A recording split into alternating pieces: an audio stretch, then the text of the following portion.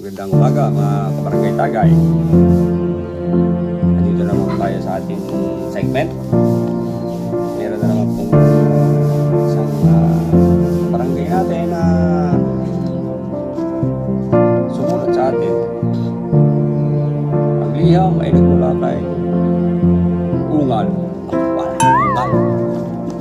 Pangalan pa lang, mukhang sita na. Mga stick. Ito po, basahin na natin kanya. Magandang hapon po sa inyo, Sir Matt.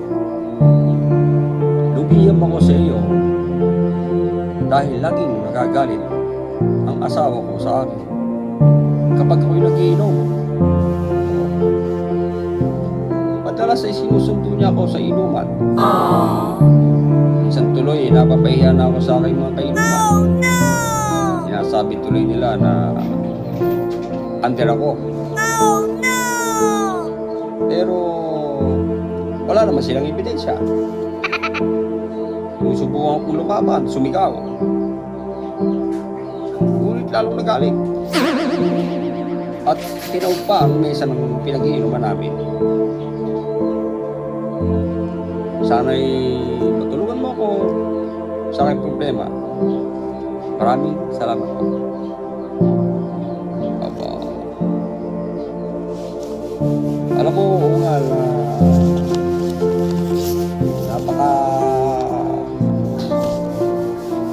napakasimple lang na yung problema. Isa lang ang mapapayo ko sa'yo. Kapag ikaw ay nalalasing, pag uwi mo, para matuwa ang asawa mo,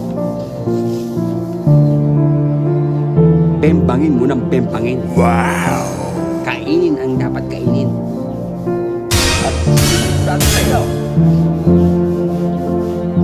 kinabukasan, pagkising mo, may sinanggang at ulam, may sabaw, tanggal ang hangover. At minsan, gigisingin ka ng asawa mo, sasabihin, wow! May pagkailan ko sa kapitbahay natin, may inuman, mag-inom ka. Oh, ayun na, napakaganda. Pag wala kang pang-inom, wala kang pera, sasabihin niya sa'yo, Ungalo, are pera, mag-inom ka. Huwag ka masyadong papakalasing. Tama lang. Oh, ayan yan. Pag yan hindi nangyari, kalimutan mo na ako. I-block mo ako. Ipaparangay mo ako. Ayos. Yan lang masasabi sa iyo, Ungal. Napakasimple problema. Pero epektibo ang solusyon. Hanggang dito na lang po. Ito po si Sir Matt, nagsasabi,